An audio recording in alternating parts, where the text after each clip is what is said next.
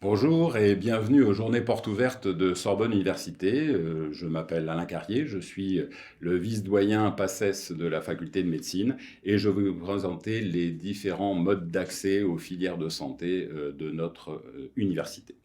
Tout d'abord, quelques mots concernant Sorbonne Université, qui est née en janvier 2018 de la fusion de deux universités parisiennes, l'université Pierre et Marie Curie, avec ses composantes de médecine et de faculté des sciences et d'ingénierie, donc vous voyez un certain nombre d'UFR et de composantes, et une faculté des lettres de Paris-Sorbonne, avec ses composantes d'art, de lettres, de langue et de sciences humaines et sociales. Sorbonne Université, c'est plus de 55 000 étudiants, 4 500 doctorants, 110 laboratoires de recherche. Et au sein de Sorbonne Université, la faculté de médecine représente plus de 17 500 étudiants, 2 500 personnels, 12 centres de recherche avec 3 instituts d'excellence qu'on appelle des IHU. La faculté de médecine elle-même est issue de la fusion de deux anciennes facultés, le CHU de Saint-Antoine à gauche et le CHU de la Pitié-Salpêtrière présenté à droite. Donc ces 17 527 étudiants bénéficient de la formation de 715 enseignants hospitalo-universitaires pour des études médicales, mais aussi des études paramédicales, orthophonie, psychomotricité, orthopsie, et puis des formations universitarisées telles que les écoles d'infirmières ou la pédicure podologie et l'ergothérapie. Nous avons aussi une école de sage-femme qui est au sein de notre faculté de médecine. Les hôpitaux auxquels est rattachée notre faculté sont représentés ici, Pitié-Salpêtrière, Saint-Antoine, Tenon, Trousseau, Rothschild et Charlevoix-Ivry. Et donc, ce sont des hôpitaux qui sont dans l'Est parisien et c'est un élément qu'il faudra prendre en compte lorsque vous ferez votre choix parce que quand on est étudiant en médecine, eh bien, on va à l'hôpital et on y passe du temps.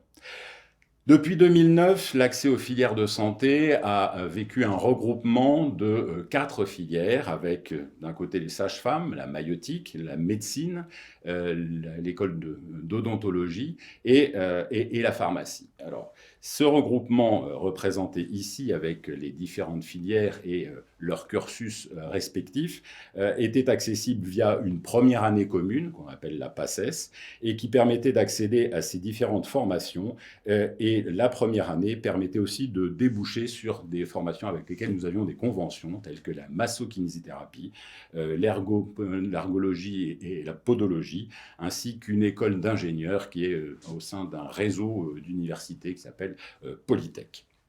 Alors, ce regroupement avec la pharmacie a nécessité que les 7 facultés parisiennes qui sont présentées ici, les 7 facultés de médecine parisiennes, soient rattachées aux 2 facultés de pharmacie.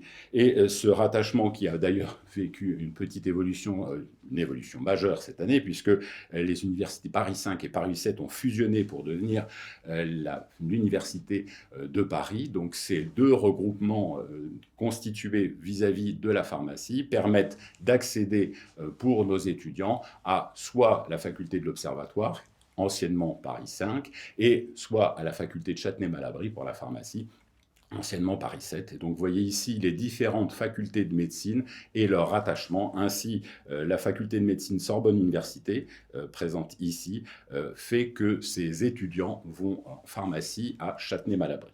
Ainsi, vous voyez ici les différents accès aux différentes filières.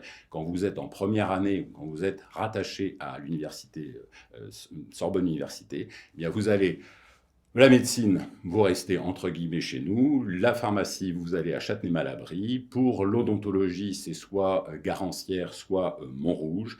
Et l'école de sage-femme est à l'hôpital Saint-Antoine, donc juste à côté d'ici. Et les différentes conventions que nous avons actuellement avec les paramédicaux, notamment la massokinésithérapie, sont 3 écoles, dont la PHP, mais aussi l'ADERF et Danier, que vous pourrez éventuellement rencontrer dans les autres locaux aujourd'hui. Et puis, sinon, donc, une école d'ingénierie Polytech Sorbonne Université, l'ergothérapie avec l'école ADER et la pédicure podologie. Alors, arrivons-en à la nouveauté, entre guillemets, de cette année, vous avez sans doute entendu parler de cela, c'est la réforme de l'accès aux études de santé que nous allons vivre à compter de la rentrée 2020. Alors, Premièrement, parlons de cette disparition du numerus clausus et nous remplaçons-le par capacité d'accueil. Effectivement, ce ne sera plus le ministère qui édictera le nombre de places qui seront accessibles dans les différentes filières. Ce seront les universités en dialogue avec l'ARS, l'Agence régionale de santé, qui définiront le nombre de places accessibles. Ça ne sera pas un grand changement en termes d'accessibilité, peut-être un peu plus de souplesse, mais il ne faut pas rêver à une augmentation majeure de ce nombre de places, car nous souhaitons continuer à former des médecins de qualité et nous avons donc une certaine limitation dans le nombre de places accessibles, puisqu'il y a des stages, puisqu'il y a tout un ensemble d'enseignements.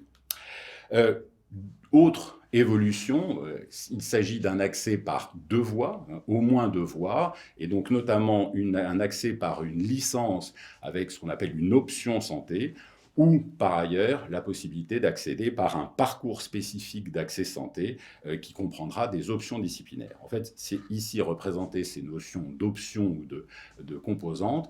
Donc la licence d'accès à la santé, dite LAS, comprendra au moins 10 ECTS par an d'enseignement plus spécifiquement santé, là où l'accès par le PASS, le parcours spécifique d'accès, lui comportera au moins 10 ECTS d'enseignement disciplinaire avec une vocation d'en fait vous orienter vers les licences de cette discipline si vous n'arriviez pas à accéder aux filières de santé à l'issue de cette première année. Donc les choix de Sorbonne Université en termes de mode d'accès, en fait, ce sont des choix qui sont édictés par la lecture des décrets et des textes officiels. Et donc nous allons organiser l'année prochaine un accès par le PASS, donc le parcours santé spécifique, qui comprendra ces 10 ECTS hors santé au sein de cette première année.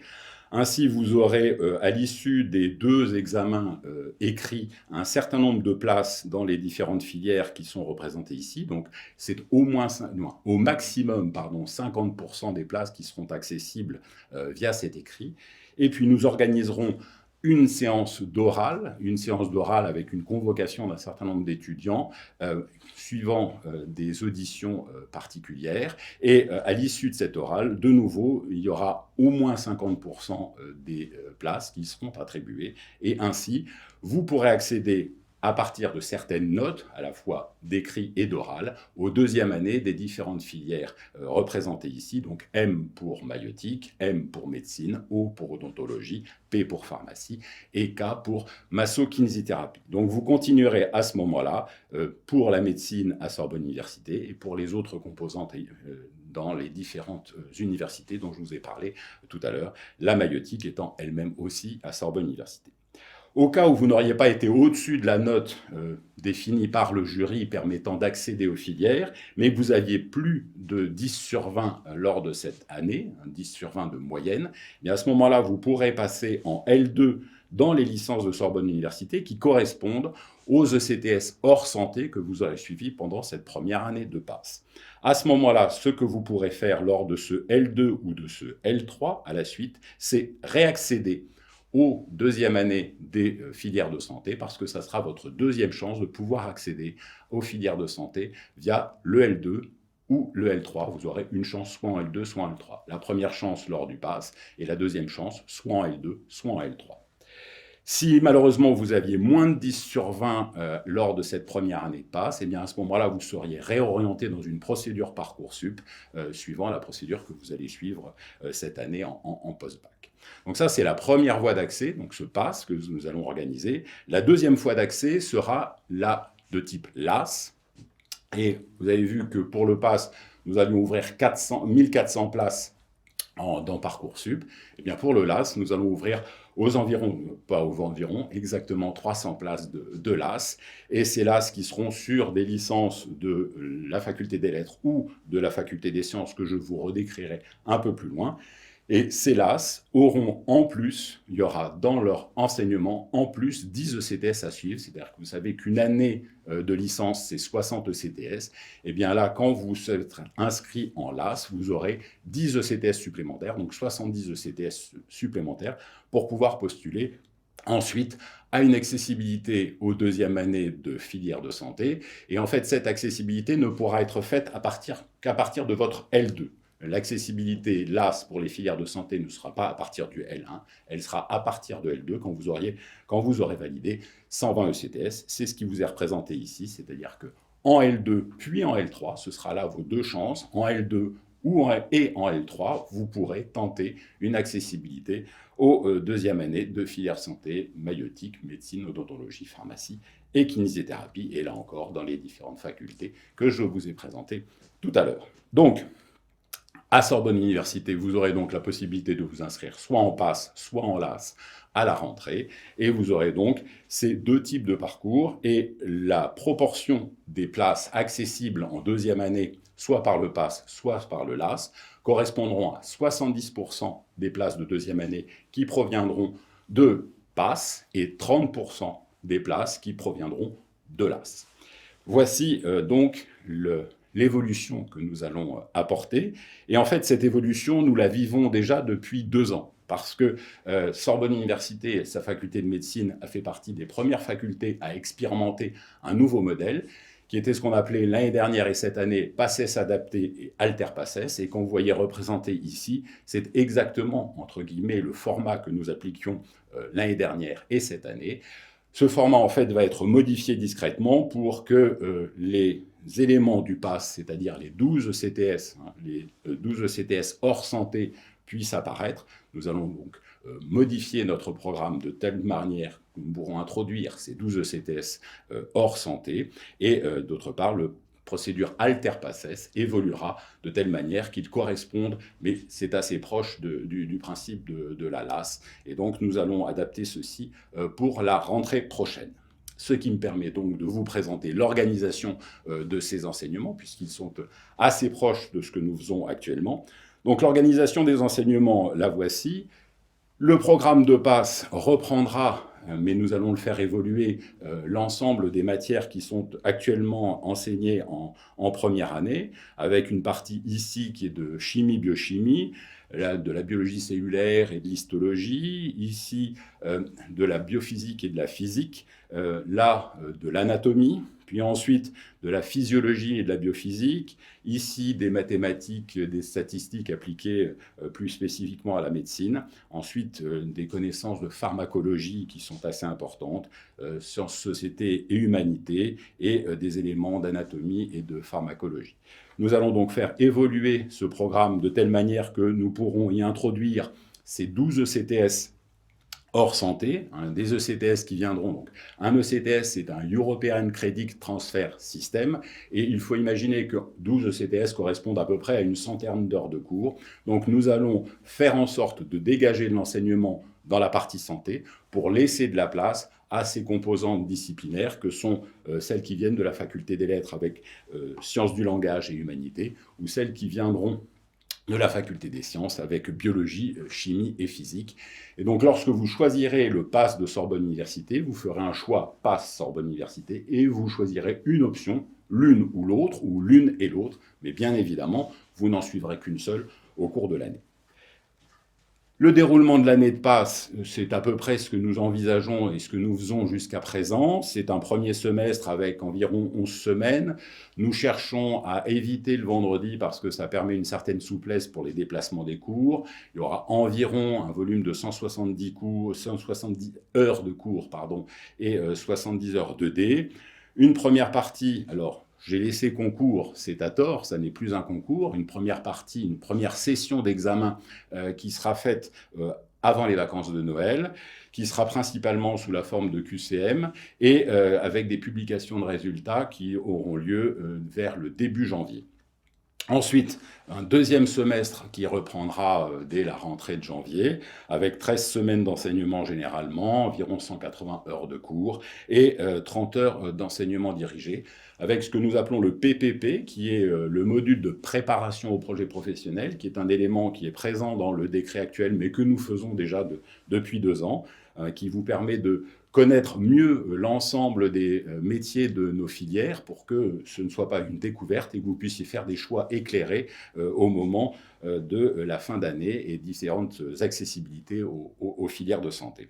Là encore, ce sera principalement sous forme de QCM pour cet examen écrit, et nous publierons les résultats de ces examens vers la mi-juin, Et il y aura déjà un certain nombre de places d'accession aux filières qui seront proposées, et dans le texte, nous pouvons aller jusqu'à 50% de ces places. Et les 50% restants, au minimum 50% restants, seront attribués après une session d'épreuve orale que nous organisons déjà depuis l'année dernière, et qui est, en fait, ce sont des épreuves qui ne portent absolument pas sur les connaissances de l'écrit. L'objet est vraiment d'exploiter et d'explorer d'autres capacités et d'autres compétences de la part des étudiants.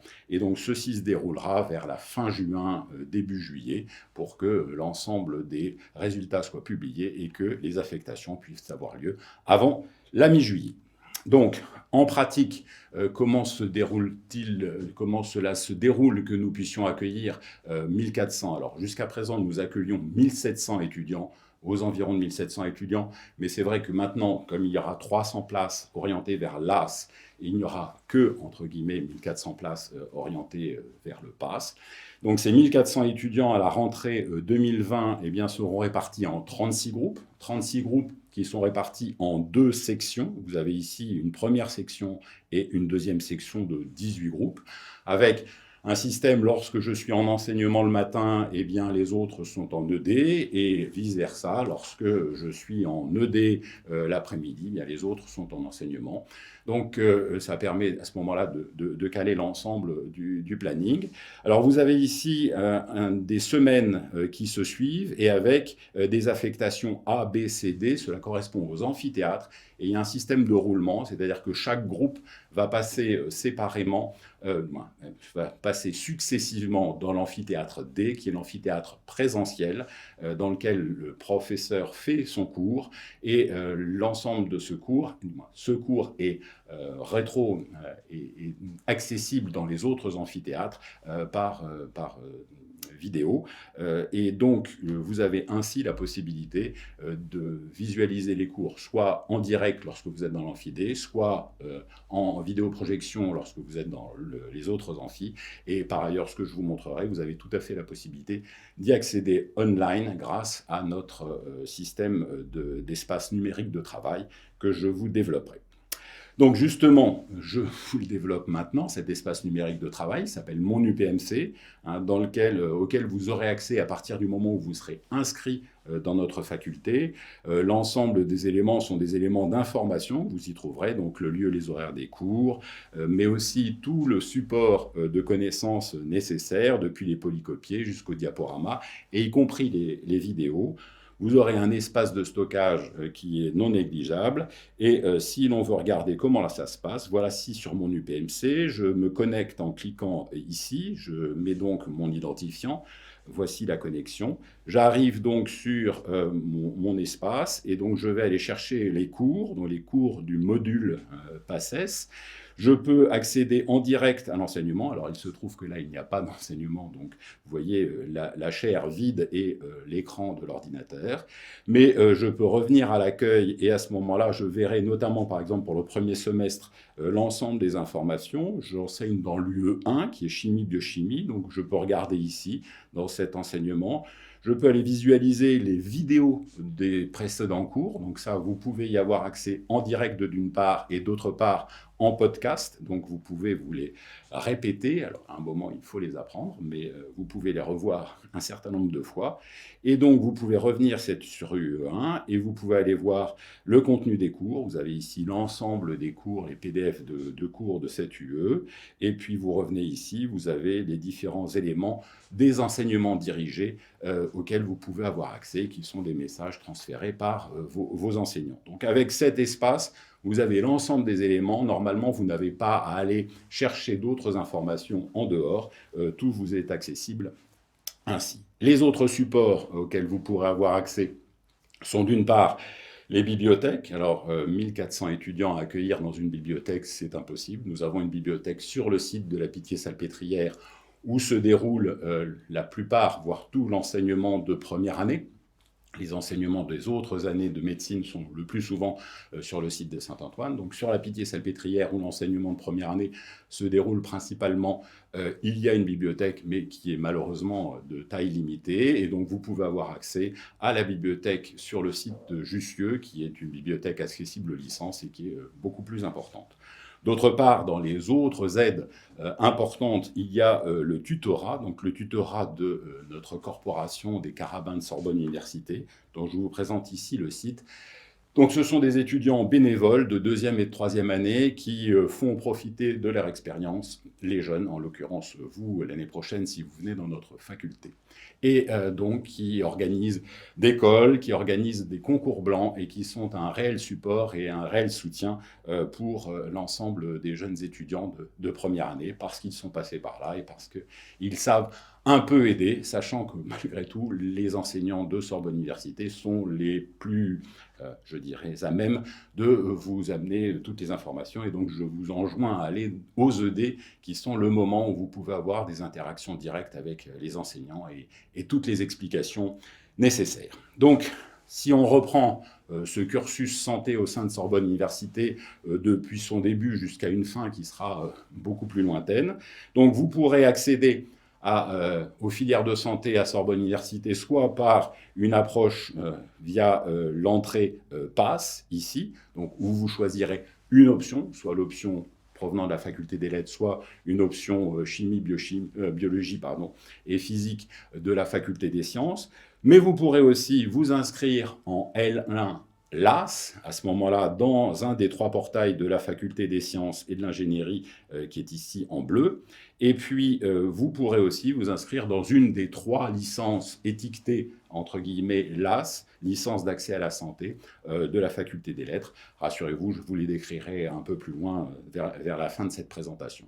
Dans le cadre des LAS, vous avez vos 10 ECTS santé supplémentaire à suivre, ça sera absolument indispensable, alors que pour le PASS, l'option disciplinaire est inclue dans les 60 ECTS. Donc revenons sur ce PASS. Sur ce PASS, à la fin de l'année, eh bien, vous pourrez être dans le niveau de notes nécessaire pour accéder soit à la médecine, soit aux différentes filières d'odontologie, de pharmacie ou de maïeutique, voire de kiné et ergothérapie, podologie et puis Polytech UPMC. Donc ça, c'est une possibilité. Vous êtes dans un certain niveau de notes qui vous permet d'y accéder. Par contre, si vous avez plus de 10 sur 20 à ce moment-là, vous allez pouvoir accéder au L2 de Sorbonne Université, les L2 qui correspondent à votre composante disciplinaire. Donc, vous n'êtes pas au niveau de notes permettant d'accéder aux filières, mais vous avez plus de 10 sur 20 à ce moment-là, vous pouvez passer en L2. Et en L2, soit à la faculté des sciences, soit à la faculté des lettres, vous serez, entre guillemets, rejoint par les étudiants venant du LAS, venant de la licence en santé organisée au sein de la faculté des sciences ou au sein de la faculté des lettres. Et à ce moment-là, vous pourrez, en venant du PASS ou en étant en LAS, pouvoir accéder aux 2e année de filière, soit en L2 ou en L3 si vous aviez fait le PASS auparavant, soit en L2 et en L3 si vous venez du LAS. Maintenant, vous êtes en médecine à Sorbonne Université. Eh bien, Sorbonne Université, la faculté de médecine organise avec les composantes notamment de la faculté des sciences ce qu'on appelle un double cursus, qui permet d'avoir une formation scientifique, une formation recherche en même temps que la formation médicale. C'est assez sélectif et c'est assez important comme débouché, mais c'est très limité, c'est vraiment limité aux meilleurs de nos 2e années qui sont sélectionnés à ce moment-là. Et vous êtes en médecine, vous arrivez à la fin de cette 6e année, et donc vous allez pouvoir, à ce moment-là, rentrer dans la phase de spécialisation, choisir une spécialité via ce qu'on appelle l'ECN, l'examen classant national. Tout ça va suivre un certain nombre de réformes qui sont en cours et qu'il est trop tôt pour développer. Et donc, cette spécialisation vous permettra d'arriver éventuellement à des niveaux d'excellence comme ceux de nos 3 IHU, l'IHU ICM qui est dans le domaine des neurosciences, l'IHU ICANN dans le domaine cardiométabolique et l'Institut de la Vision qui, comme l'indique, est un domaine d'excellence en ophtalmologie. Maintenant, arrivons-en au moment un peu plus pratique et cette notion de contrôle des connaissances. Effectivement, le numerus clausus disparaît, mais malheureusement, trop. Nous ne pouvons pas accueillir l'ensemble des étudiants qui souhaitent faire des études de médecine parce que nos capacités de formation ne le permettent pas. Donc, nous sommes obligés d'appliquer un contrôle de connaissances et ce contrôle de connaissances qui permet d'accéder aux filières de santé va être basé principalement sur des QCM et sur les oraux. Et je vais vous présenter donc l'accès via le concours de Villepinte. Alors, concours cette année et à partir de l'année prochaine, ce ne sera plus un concours, mais il y aura malgré tout des notes limites à atteindre pour pouvoir accéder aux filières. Donc là, vous avez donc en décembre 2019 les 1667 inscrits en PACES adapté à l'époque, qui deviendra PASS l'année prochaine. Au total, 1623 candidats, donc les étudiants étaient là. Et je mets parce que ça correspond au numerus clausus et aux places qui sont accessibles pour les 4 filières. Alors vous voyez qu'ici, ce tableau s'arrête à 2017-2018. Non pas que je souhaite vous cacher des données, mais c'est simplement que l'année dernière, nous avions un numerus clausus qui était très particulier parce que l'année dernière, il y avait encore les étudiants qui redoublaient et les étudiants primants qui débutaient la PACES adaptée. Et donc, le numerus clausus de l'année dernière ne vous dirait rien parce qu'il est beaucoup trop élevé au total. Et globalement, ce qu'il faut que vous imaginiez, c'est que environ 320 places de médecine, il y en aura peut-être un peu plus, mais globalement, ces 320 places, 70% seront accessibles par le PASS. Donc, un peu plus de 200 places seront accessibles en médecine dès cette première année PASS, et une trentaine de pourcents pourront être accessibles soit en L2, soit en L3, mais à ce moment-là, ça représentera une centaine de places pour vous donner un ordre d'idée. Nous attendons actuellement la publication du numerus clausus de cette année, pour les étudiants de cette année, donc je ne peux pas encore vous le donner, mais on imagine plus de 200 places en médecine pour la PACES adaptée, comme ce qui deviendrait le PASS, et les premières places accessibles pour l'Alter-PACES, qui deviendra le LAS. Voilà pour cette notion de numerus clausus qui disparaît, qui est remplacé par capacité d'accueil. Les données pratiques que je voulais vous présenter, des données entre guillemets d'une part démographiques et aussi de niveau de formation. Voici donc pour la promotion de l'année dernière qui a vécu cette première année de PACES adapté. Vous voyez ici la répartition des étudiants, donc les garçons et les filles. Donc il y a un déséquilibre qui est évident, alors déséquilibre qui est évident, mais qui se maintient sur les reçus. Et donc principalement des bacs de filières scientifiques, vous voyez ici. La ligne ici correspond, alors ce qu'on appelle étudiants classés, ce sont les étudiants qui, à la fin de cette première année, ont pu accéder à une des filières. Et donc il y a eu au total 426 places accessibles, 425 places accessibles pour les étudiants de cette première année PACES adaptée.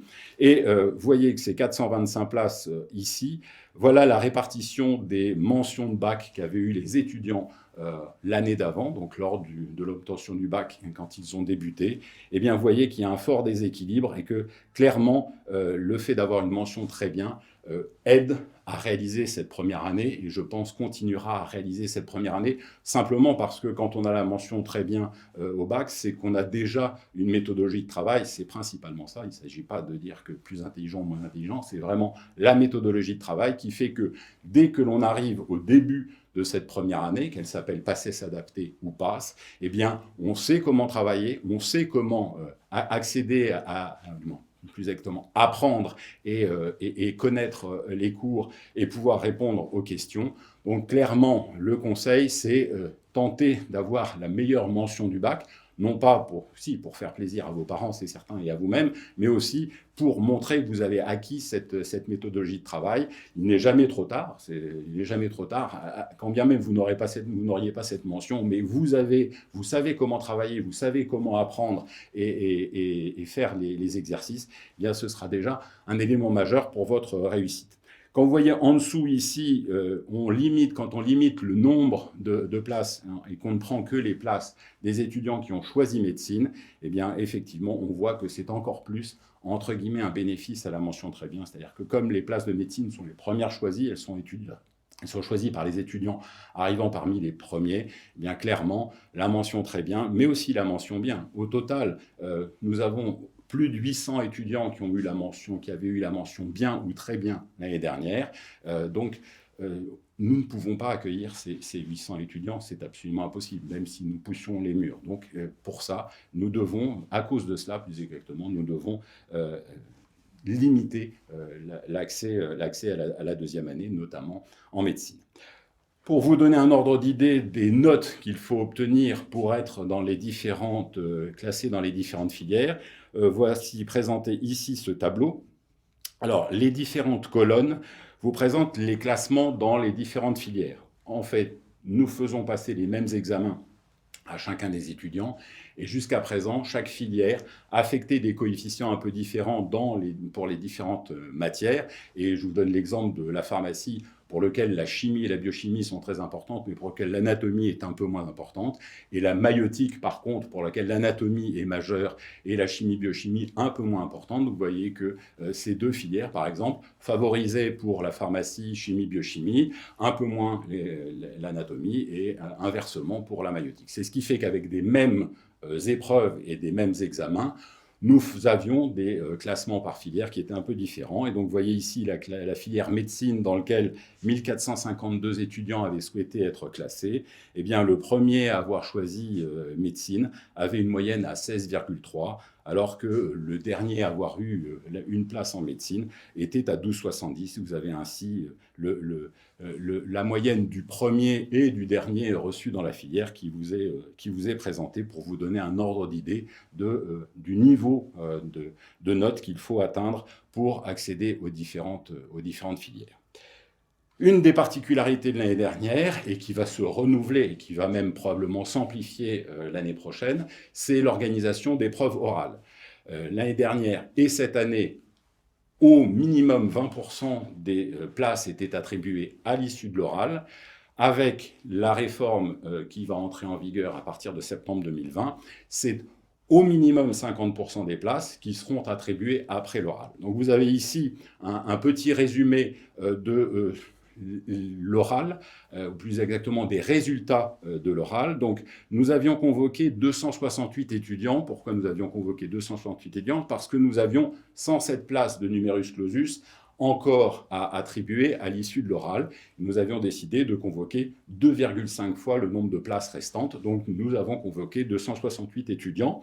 Ces 268 étudiants sont venus pour ces épreuves orales. Il n'y a eu que 5 absents qui étaient répartis à peu près dans tout le classement. Donc je ne sais pas pourquoi ils ne sont pas venus. Ça a dû être un choix secondaire parce que nous n'avons pas une notion qu'il y avait eu des accidents ou quoi que ce soit, d'ailleurs, tant mieux. L'oral se déroulait sous forme de 3 auditions qui étaient à la suite, 3 fois 15 minutes devant des jurés d'oraux, avec au minimum 3 jurés par audition, donc quelque chose qui permettait d'éviter que l'étudiant soit trop influencé par l'un ou par l'autre, ou en tout cas la note. Les 3 auditions étaient la première, un projet professionnel que l'étudiant préparait au préalable. Il avait un support et il le présentait, et il avait tout le loisir de le préparer comme il le souhaitait auparavant. Et dans cet oral, il y avait des représentants de chacune des filières, ce qui fait que globalement, l'étudiant présentait réellement le projet qu'il souhaitait. Il n'y avait pas de souhait d'orienter vers une ou une autre filière. Les 2 autres jurys et les 2 autres auditions, étaient sur des composantes d'analyse et de réflexion. Un des orales était d'ailleurs avec une séance de préparation d'une vingtaine de minutes au préalable, avec un petit texte d'une page que l'étudiant devait résumer et analyser. Donc, à l'issue de ces épreuves, il y a eu un classement, et donc nous avons eu d'une part le classement écrit, avec à la suite des écrits, et d'autre part les notes des oraux qui ont permis de faire un deuxième classement, le classement numéro 2, et le classement à l'issue de l'oral était la somme du classement et du rang de classement de l'écrit plus le rang de classement de l'oral. Les textes demandent à ce que nous explorions des compétences complètement différentes, ou plus exactement qui n'ont rien à voir avec les épreuves de l'écrit. Et effectivement, l'oral, pourrait dire, rebattre les cartes. C'est-à-dire que globalement, être bon à l'écrit ne signifie pas obligatoirement réussir l'oral.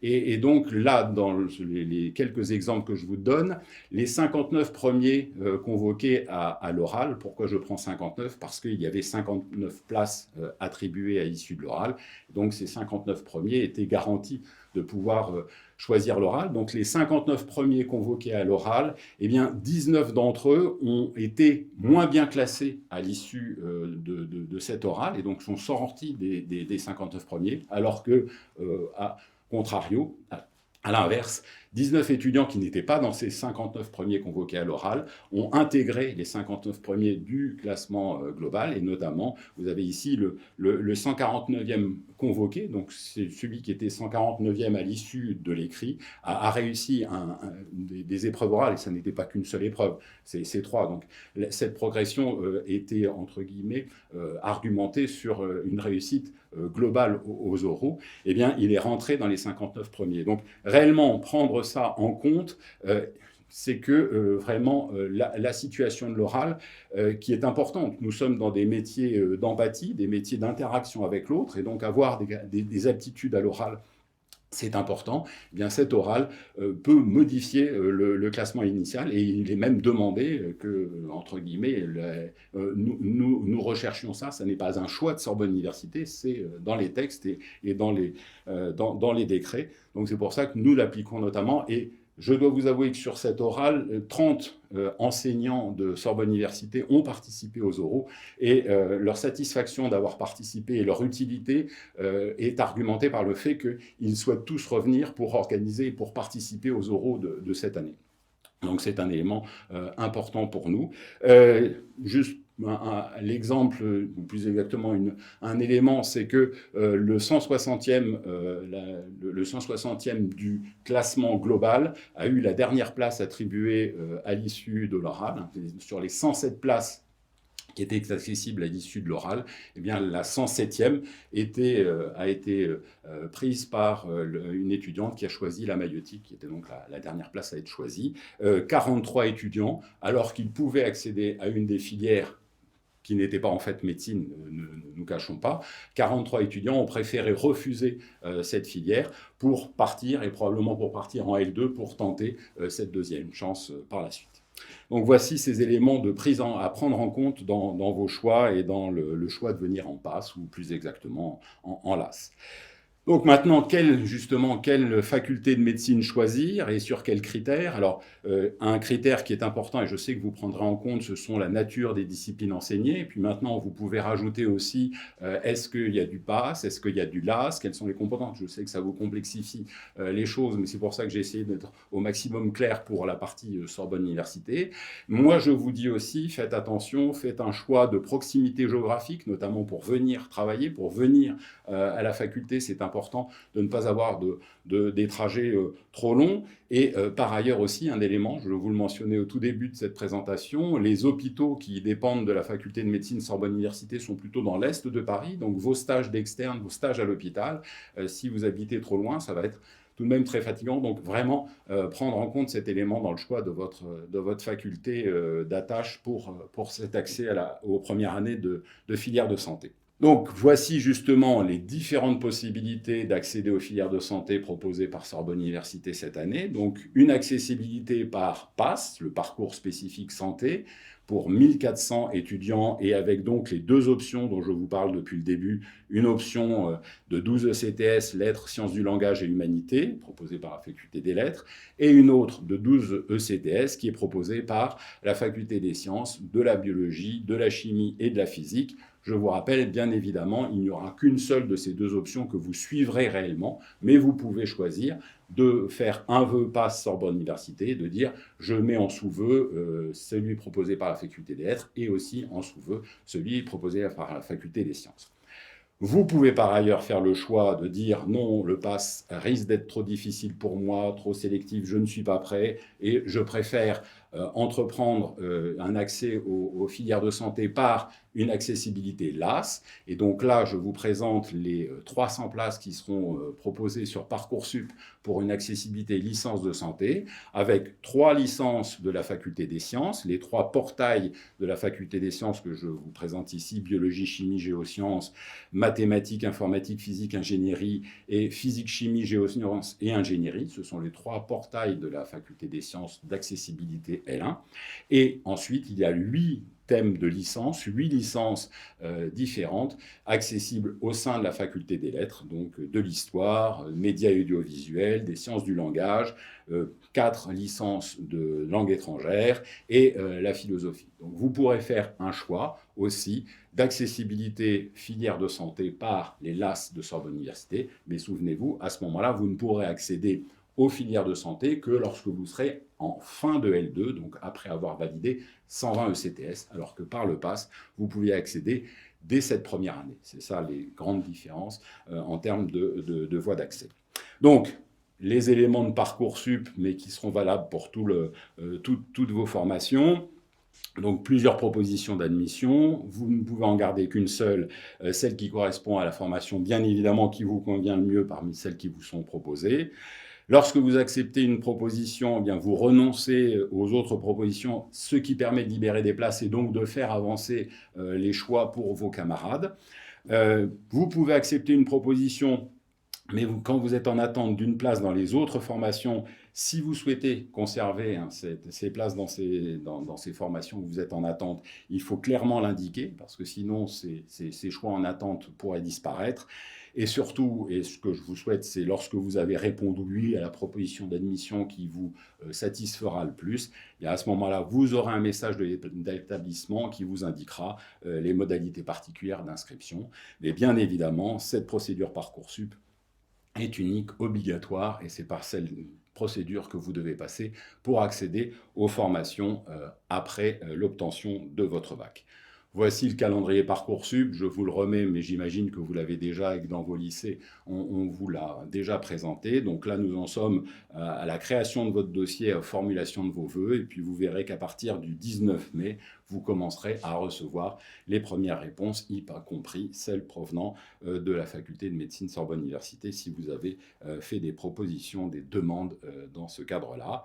Je termine cette présentation sur un certain nombre de contacts et je vais laisser cette diapositive bien en place pour que vous ayez le temps de les noter. Donc des adresses mail qui vous sont présentées ici et qui sont vraiment des adresses vraiment de provenance de la faculté de médecine ou des facultés des sciences et des lettres de Sorbonne Université. Donc vraiment pour répondre à vos questions très spécifiques sur les accessibilités. Ensuite, vous avez là un certain nombre d'informations plus générales sur les formations de l'enseignement supérieur. Puis, par rapport à Parcoursup, bien évidemment, cette adresse directe et ce numéro vert. Enfin, très spécifiquement, la plaquette de ce qui est fait actuellement à Sorbonne Université au sein de la faculté de médecine, donc cette PACES adaptée, qui va évoluer vers le PASS l'année prochaine. Donc, ce sont des éléments qui sont assez instructifs, mais qui ne seront pas obligatoirement tous ceux qui seront conservés l'année prochaine. J'en ai donc fini, je vous laisse cette diapositive, et puis nous allons venir incessamment vous répondre à vos questions que vous ne manquerez pas d'avoir sur l'ensemble de ce qui vous a été présenté. Je vous remercie et je vous souhaite surtout bonne chance pour la suite. Merci.